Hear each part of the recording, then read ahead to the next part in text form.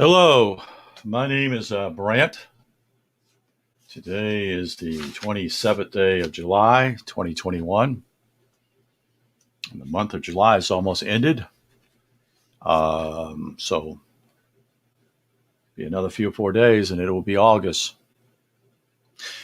So, I hope that all are well today. I hope that you had a good day or good evening or good morning to you, depending if you're in Australia, you would be good morning.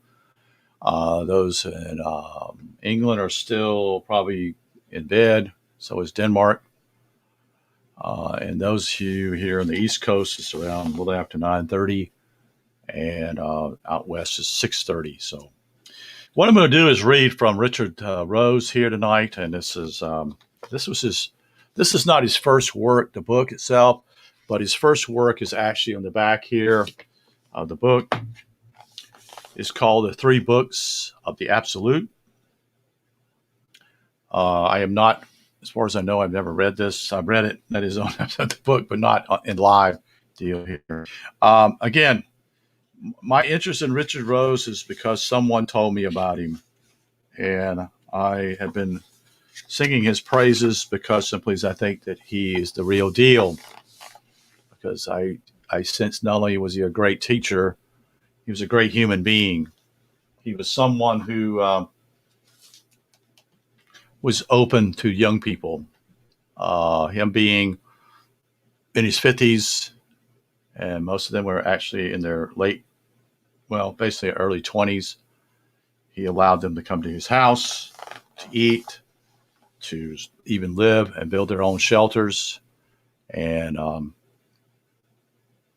he was a remarkable man in many ways. So I'm bringing the light in here so I can be able to see it. I don't know what it kind of makes me a little bit what I call shadowy too. That is shadows here. I've had the energy tonight to share, and that's what I'm doing. That's why I'm doing these videos tonight. I would appreciate that you would watch these. I have a YouTube channel. It's Discerning What Is True. I've had that channel for a long, long time. I've shared things in the past on them. Very, very important videos to share with you, to share with you about, discovering who you are, that you're a slave, that there are ways to try to get yourself out of this mess. Also talk about the religion and spirituality too, and then simply common sense. Let's go ahead and read this, The Three Books of the Absolute. This was the very first works he did after his, what we would call his mountaintop experience that took place in Seattle back in the 1940s. And here we go. Book one. Out of the valley of the river came a wanderer. Peace was in his eyes, and his soul was wrapped in nirvana. Peace to the wanderer. O eternal essence, wanderer. It was who left the gardens of tranquility that I might labor for truth. I sought thee, O eternal essence, in the grottos and in the tabernacles. I called out thy name to the stone ears of statues, and thou answered not. I sought thee in the voice of nature. I looked for thee in the footprints of animals, in the habits of the birds. I listened for a revelation in the murmuring of waters and in the soft moaning of the forest. I laid my ear against the roaring cataracts and bared my head to the tempest, but thou answered not. I have sought thee, O eternal essence, within myself. I have sought thee in my mind, with my mind until I was cursed with confusion, and I sought thee not. Then, O eternal essence, I sought thee whence I came. I sought thee in my womb. As the wild beast flees from the elements into his cavern, where his wild dam littered him. So I fled the darkness of my clay, and naught did I find save the turbulence of my imagination. There in chaotic patterns did I find the seeds of all confusion that pretended to be wisdom. Where man was born was also born his gods. Where man was born was also born his demons. And where in glorious pain man first raised his fertile head, There too, enormously joy, ignominiously joy was his devout before. Sorry. My eyes are extinguished, although I see the earth beneath me, and my ears are destroyed, and my mouth speaks no word from my feet. Carry me through a rim that needs no language, and my mind is silent and humble in this dismay. And all within that house there is not one thought. And within that house is heard the painful tolling of a tiny silver bell. And within that dome is felt the surge of mighty roaring tides that will not be stopped. For the keeper of the house is gone, and all that remains testifies that he never was. Exploding thunder shakes its walls, and heaven and hell are within its region. For all is within that house, swelling it to burst in comprehensiveness.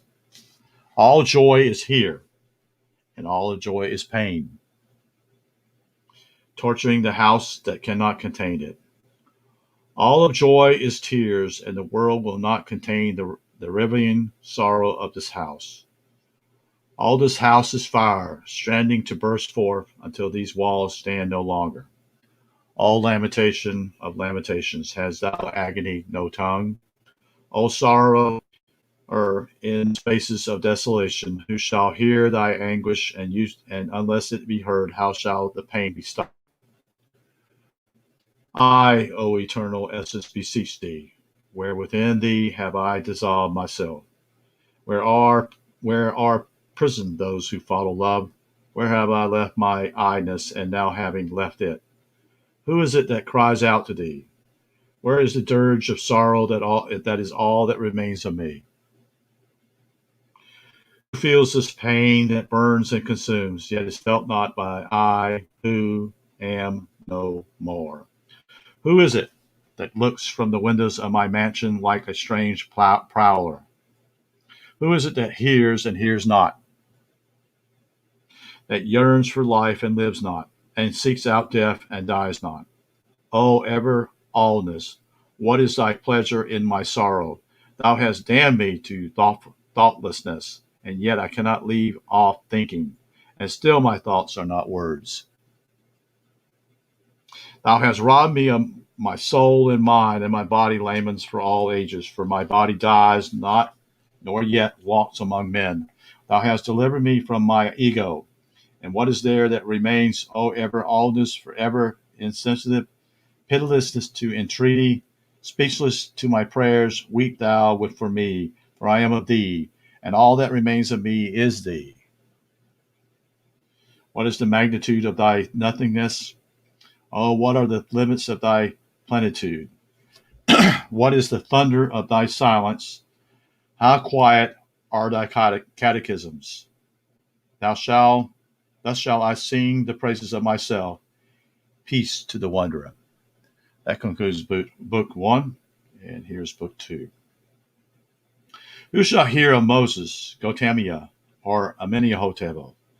If hearing is not, although Jesus weep and Socrates drown, who shall hear their anguish if there is no hearing?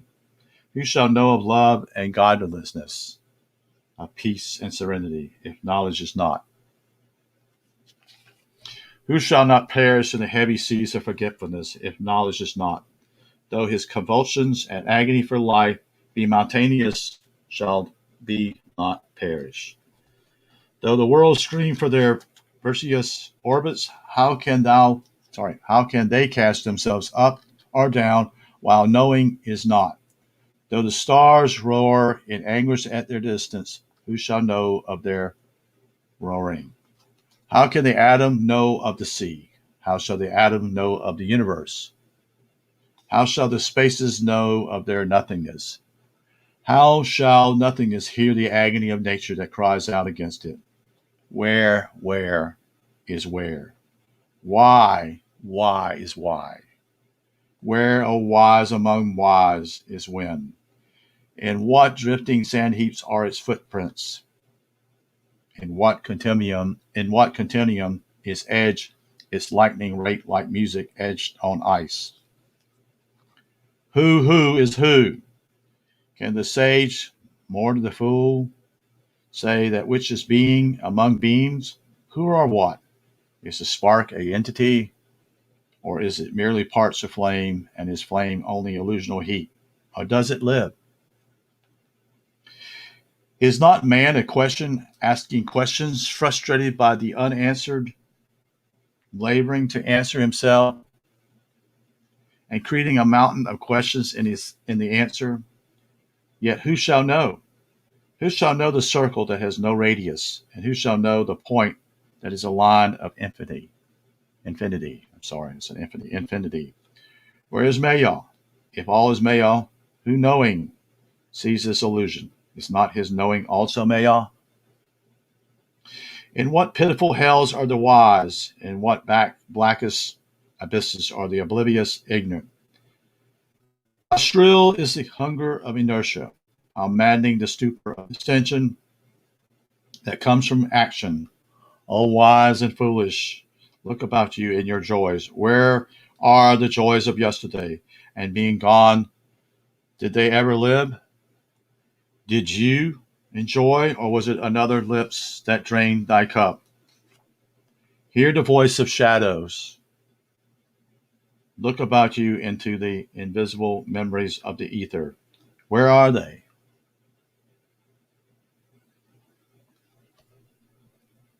What matters it if the infant starves, if the angel is raped, or if the saint burns upon the spit? Are they not gone? Is not the sorrow gone? And who shall remember, since knowing is not? Who can hear these anguish? Where are the beautiful? Where is their beauty washed by the years? Where are the years drowned in the ocean of the unknowing? Think ye on the folly of light. Does it not perish where the eyes are closed? But the power over us by light is feared by man.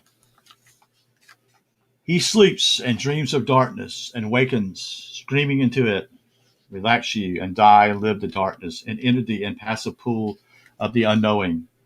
Who shall extort the memories of man that leaves him often before his life? Who remembers afterlife? If man forgets his infancy before his manhood is upon him, what shall he remember hence? Shall he remember nothingness? Desist and enter the pool of the unknowing. What is time, O mind? Is it the number of steps in a day, the number of thoughts in a step? Then of the thoughts in a day, how many years of days would it take to know all that is known? And then how long to know the magnitude of the unknowing? And how many steps will it take thee from here to there? Who shall anoint thy limbs?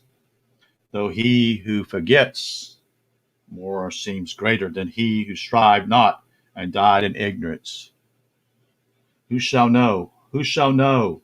Mourn ye for the hour when the cloud of the unknowing passes, and the falseness of light dazzles the eye. For the light is a liar unto the light, and the light is the darkness of the mind. Yet who shall know? I is dead, death is dead, and life has no living. All that remains is all. I, the cloudier corpse, is slain. It is slain that the eye of the mind might live. I of the mind is slain, for the eye of the spirit to live. I, the spirit, is slain, that the spirit may come into its glory. I, the spirit, shrinks from the vanity of life. Space is beyond it. Space towers above it, silently mocking its absences. And the spirit takes its leave like a thought, like the vapors, and like the solitary sound that is heard not. Eternal wanders through infinity, like a blind minnow in an empty ocean whose bounds are limitless.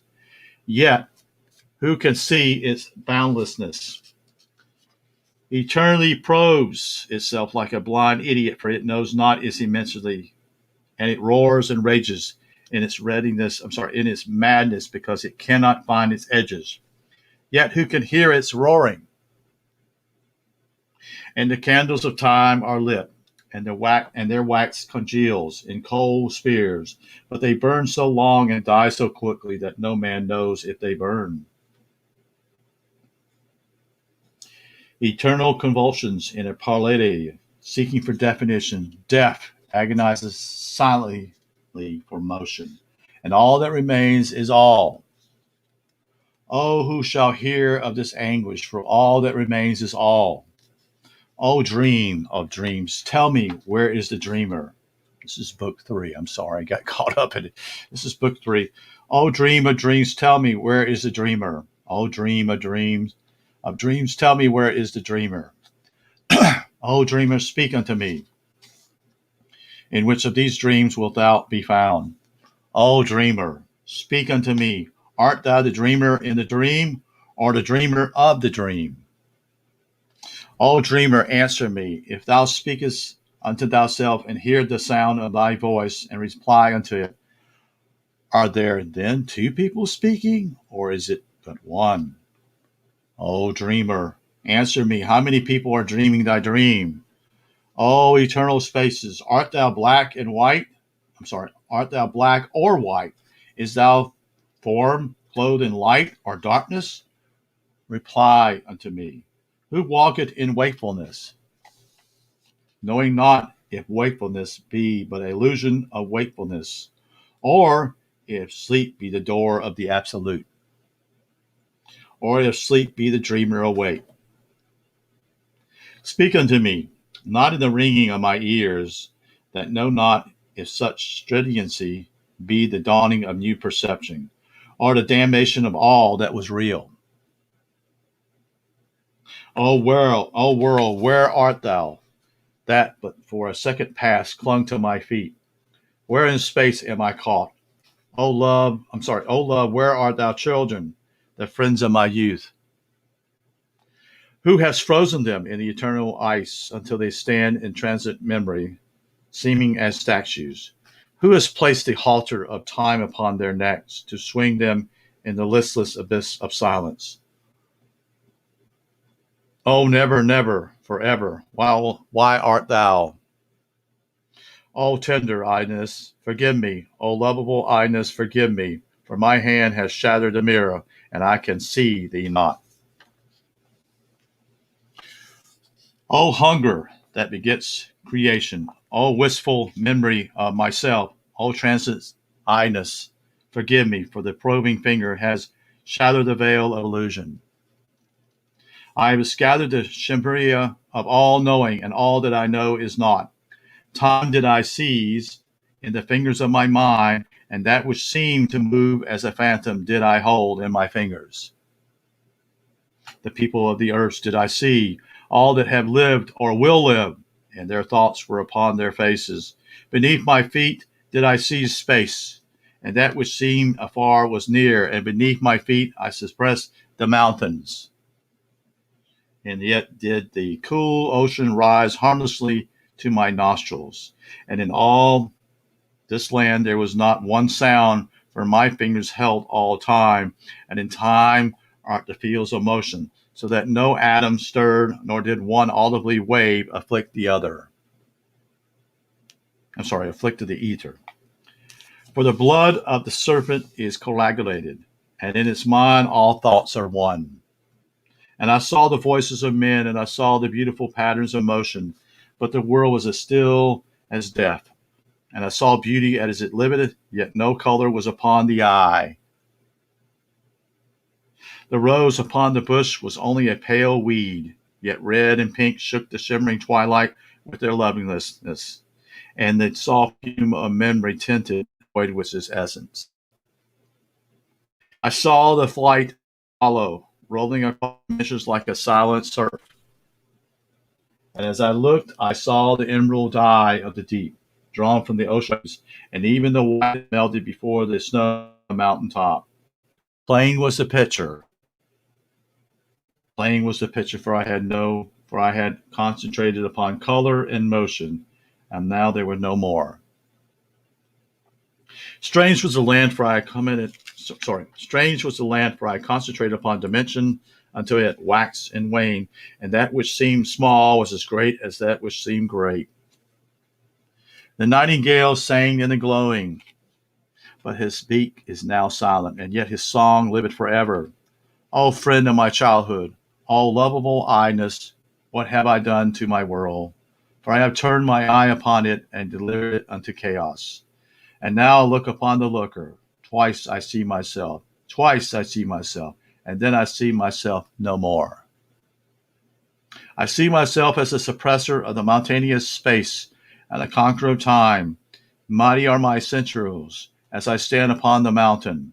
Then I see myself as a infinitesimal man in the infinitude of humanity, caught in the congealed blood of life. I see this tiny man, happy, living, responding to illusions of color, emotions, and dimensions, and happy in his response, knowing not the illusion of his indulgence in non-existent happiness. And looking upon the tiny man, I see his joys leave him, for joy is a thing apart. And looking upon him, I see his response leave him, because motion is a thing apart. And seeing these things, my heart burns with love for existence. Yet I, on the mountain, conqueror of illusions, now weep for the beauty of illusion. And looking back into the panorama below, I, the mountain man, I, the consciousness absolute, see that the tiny man now no longer living. For life is a thing apart.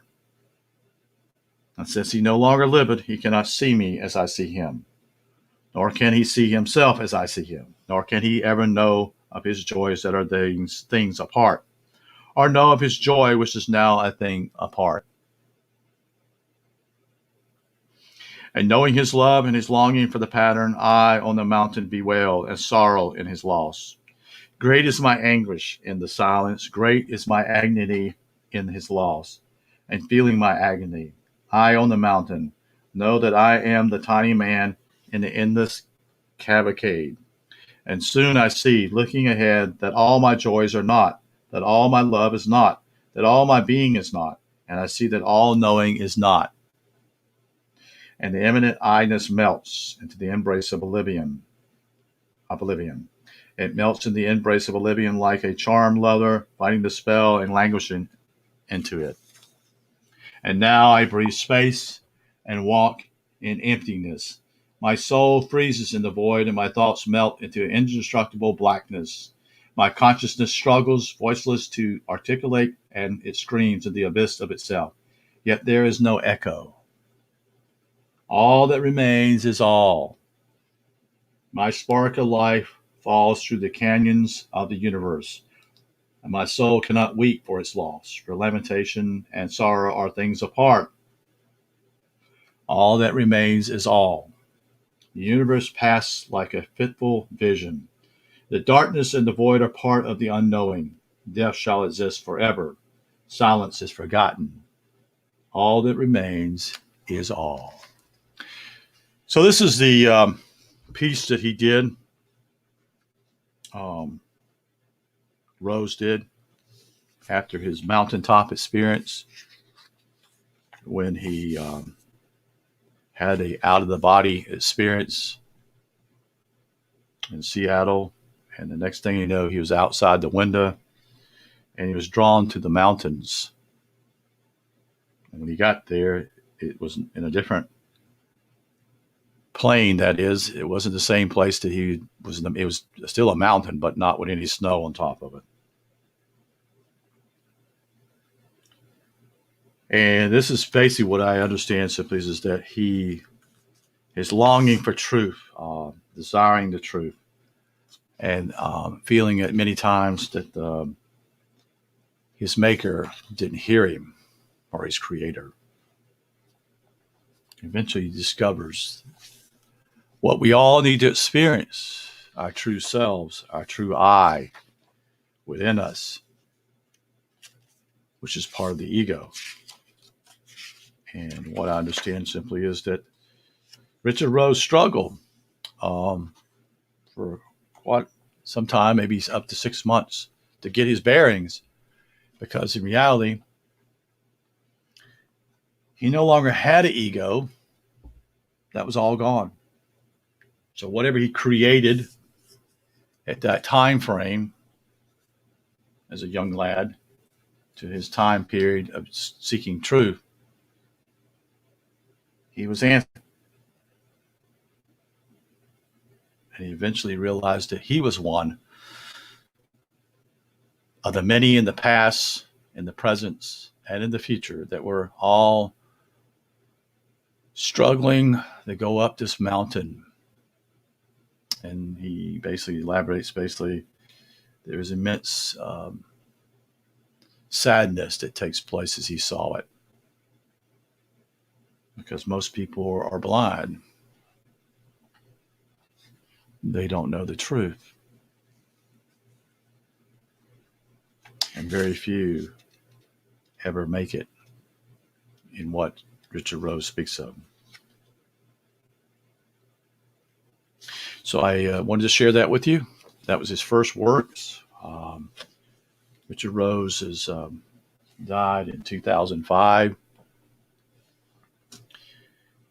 He would be roughly, what I understand, probably would be over 100 years old now. And I've had some conversations with his second wife. Her name is Cece. And they've been good conversations.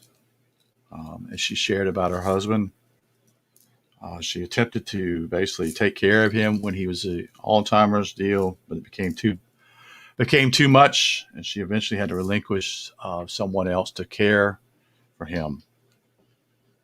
His students knew about what was going on, and many of them visit him, even when he was already had Alzheimer's, hoping somehow that he would remember them.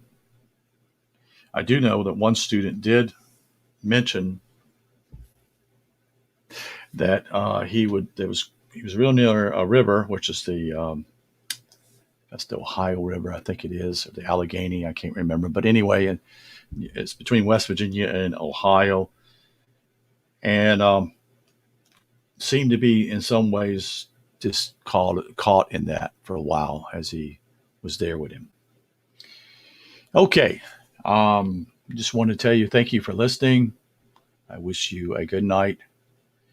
And my biggest wish for you is to discover the truth, as I try to discover it myself. And there's a longing for truth. But that longing means that we got to do some work. And part of that work is discovering our traumas and working our way through those traumas. And it's a little by little type of thing story. For me, it's a gradual deal with this moving gradually in that particular deal.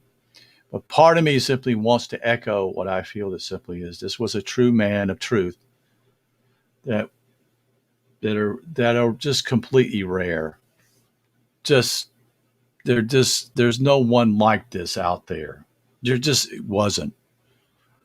And so there's so few that even know who Richard Rose is, you see, because, he didn't seek fame. He helped others, especially students who basically they were longing for something. They were seeking something, and many were into drugs at that time. And some had discovered something was out there because they were playing with drugs on their trips they had, that is, with drugs. So they knew something was real. But Richard Rose is the only one that actually could explain these things to them, because he was the only one who crossed over. And so he discovered that basically what we would say he experienced God.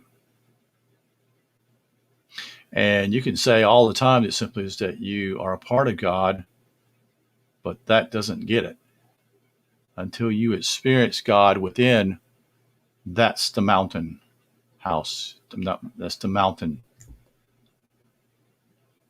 experience that takes place. And experience is the best teacher. That is, it is the best way to understand truth.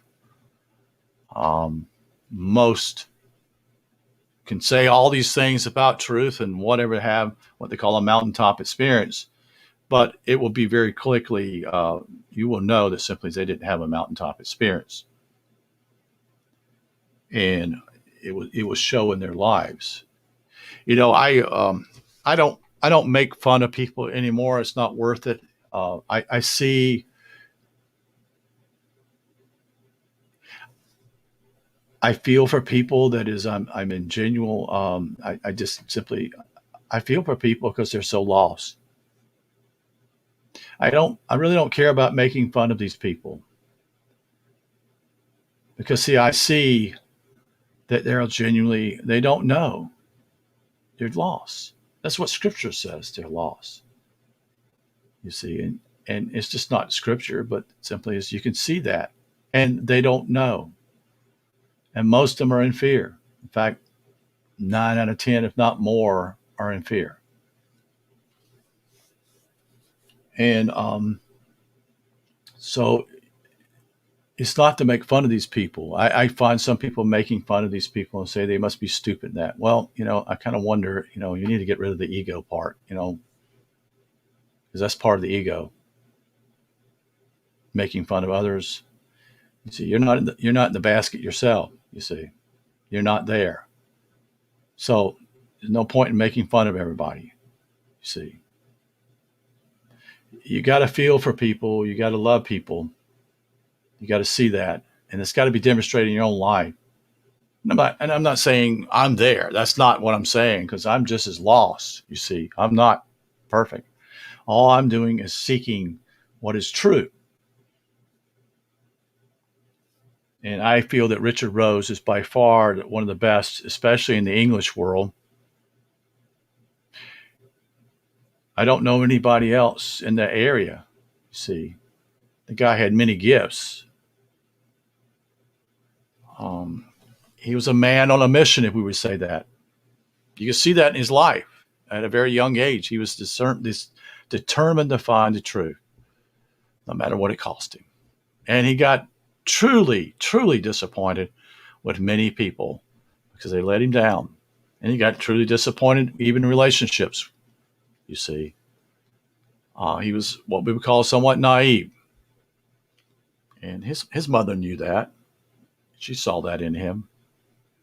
But he had a dog tendency that he was doggone, he's going to learn, he's going to find it unless he dies. That was his attitude. You see, putting Richard Rose on a pedestal here, neither. But I don't know of anybody else besides his students that have had this particular mountaintop experience. I don't know of anybody. And unfortunately, Rose is gone. His students are still alive, yes. And let me explain something here. Let me go to that site here real quick um, and find it for you.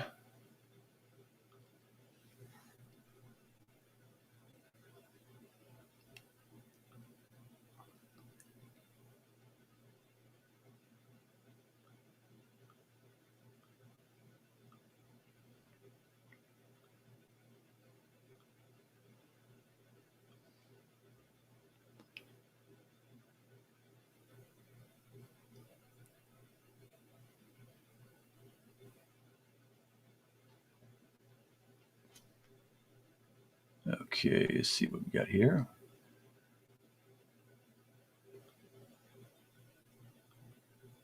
This is the website called T and T Foundation. This is their next retreat they're having, which is a couple of weeks away. Friendship and the Spiritual Search. This particular page is loaded. It has books and recordings, books, audio, video, press, Richard Rose's books they speak of, recommended books that they also recommend, all Rose's books. And then here's these books here: Direct Mind Experience, Energy Transmutation, Meditation, Profound Writings, and the Observer of Self, and his poems. And then here's some of the other books he's have here also. After the Absolute, Real Life Adventures with Backwoods Buddha. Um, they have there's members here. This site is filled with a lot of stuff. Gatherings worldwide. Best sites they recommend. Here's best spiritual sites they recommend here. As you can see, there is the, if I can get some of these people from the East, Douglas Harding site, talking about your head, the headless way he speaks of. Basically, your head gets exploded. It basically is so large, eventually it will explode. That's kind of a way he shares this. It's just a different way of looking at certain things. And he has a website. Unfortunately, I think he's passed away also. There are others here. William Samuel, someone here I don't know, who is Indian, religious and spiritual resources. Franklin Merrill Wolf website, which is a philosophical site. Another brilliant man. They are having a conference, such and such. So these are in the same line that what some of the things that Rose talks about, but are coming from a different perspective. They found what I call non-duality. And then you have Gertrup's internet guide here, with his, such and such here. There are books of his here, articles in whatever language you speak. There is also another Indian, Paul Bruner, Philosophical Approach, and he has passed away also. He's a British guy. He went to India and searched for the truth. As far as I know, he did find the truth. There's a non-duality particular sites here. There's plenty of information here if you want to find it. Then it has spiritual teachers that they have here listed, and this is kind of a listing of what I would call some of the better teachers here. I don't see it here for some reason. Here it is. List of spiritual teachers. They list them by certain people. Two of these guys are actually, let's see if I'm right here. Sorry, one of these guys is actually one of Rose's student, Bob Ferguson. This guy named Art Tinkler is also a student of Rose's. Bob is also one. Bart is another one. I don't know about, I think Paul Hederman is also one of those. And Bernadetta Roberts is also a student of his. And then there's others that we know of, such as Peter Ouspensky, Eckhart Tolle, which I'm not too crazy about. Paul Bruner, we just talked about. Vernon Howard, who I looked into at first. He's the first person I really looked into. He's passed away. He's been gone. And there are others here. Ken Wilber, Jed McKinney,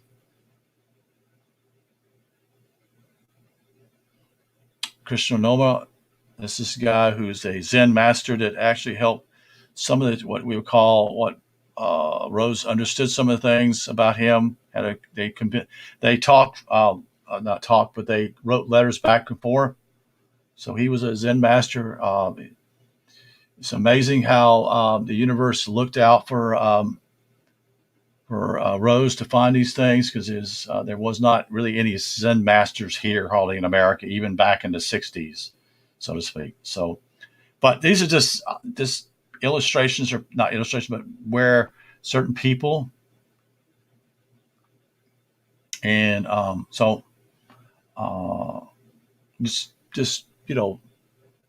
there are also spiritual podcasts, some movies they recommend, writings. I think there are books also on here that you don't have to buy if you can't afford them. And I know that simply is to meet online with them. You just have to have an internet connection. But with that, I think it's $40 to be a part of that conference. My plans are within 2 weeks, I will be going in person. I don't know if that's going to take place or not. It's in the state of North Carolina, but that's the plan. The hope is simply is that that will still take place. I don't know if this one takes place. It does. Will there be anybody else? Will it happen again because of what's happening here in America? But anyway, this is the site here. They also have a listing of meeting groups that they have. I have not ventured in that yet because I frankly wanted to meet some of these people before I actually made a commitment to be a part of a group. So these are some of the books. David Gold is one student of his also. Stephen is another one. And then Franz Hartzman is a book that Rose recommended, especially Magic White and Black. Here a book. I have ordered that book and have it. I've yet to read it. It is by far, as what I've read, is by far one of the most difficult books I've looked into. It's some deep sledding, as they would say. But anyway, I've digressed here, and I just wanted to share with you what the site was like, and I think it's important you know that. And so we'll move out of here. Let's see. Stop screen went back to me. So anyway, I'm trying to for those who are seekers, and hopefully, as things continue, that we will. That I'll hopefully my hope is to meet some of these people and actually to have interviews with his students. That's the hope in the future. That's one of my goals. The biggest goal is to basically find the truth within. That's the whole goal more than anything else. But also to share other people and their ideas who are students of his.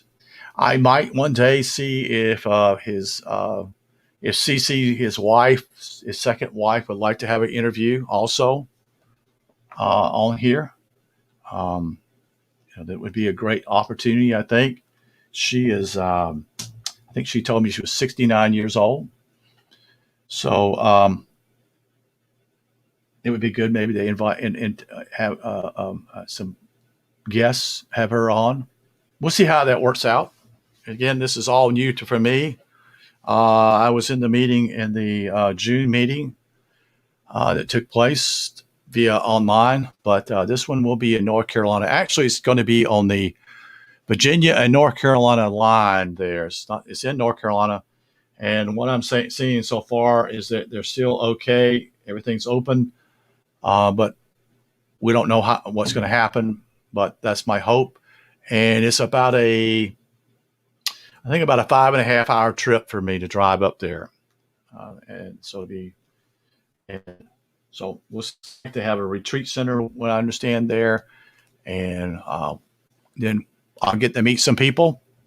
And if I meet people, that will give me an idea a little bit more of building relationships with others and can be more diligent in this.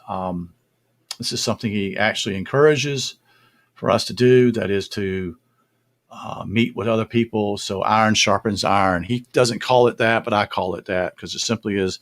It's a way for people to be responsible. But anyway, I appreciate you being here. Again, if you have questions, you're more than welcome to ask. Thank you, and you have a good night.